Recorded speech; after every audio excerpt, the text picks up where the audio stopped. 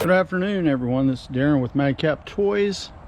We're going to go into the shed. I'm going to show you a few things. We've had a little bit of issues that we really wasn't expecting with the remodularization efforts that we're doing. And it's not really a bad thing, but it is a little concerning. I'm working on all three sites. Sorry about the dark there, guys. We had to turn the lights on here. I'm working, as I've said in the last two videos, all three sites. Madcap Toys main store, Madcap Toys Plus. We're working on District on the main store and at Madcap Markets, and then also we're doing our Macari listings as well, checking to see if everything is priced right, the shipping is right, the excuse me, gotta itch my leg, the box sizing for shipping is right. We're just checking everything. I've had a lot of things, especially on eBay. The dimensions have disappeared, just gone. No other site have I had that with. But that one I have. Let's go around this way here. It's going to be a little bit crowded because I'm still working back in that corner that we've been showing you here the last few days. I've also been cleaning up. I'm going to show you a little bit right there. I've been cleaning up, taking stuff off the floor there over to that point. I've been redoing this right here. And we're getting a lot of items on there, a lot of pricing. We've had a total of 8 items on these last 2 bottom shelves here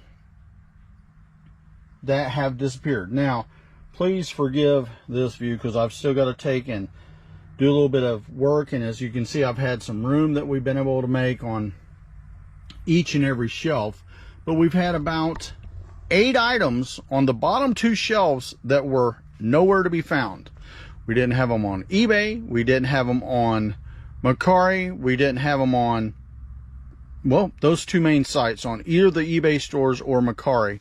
So we basically had to take and redo them and get new pictures, put them back up. So if you add the 8 we've found so far, and I still have about 10 items left for this wall that's going to go up, and then we start on that center section, and also some of these items I've laid right here that's a little bit bigger, but I've got to hang and all that stuff to get them up off the floor.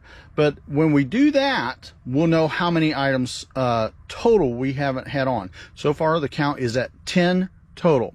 My last thing I'm going to do before I get into the big section is I'm going to work on this top shelf here, and then we're going to work on that section over there. And then after that, I may take down a few of these shelves here to my left right now and start working on them. And then I'll probably do the right or the left wall, a section of it, work forward, and then come back and do this right wall over here and do that section.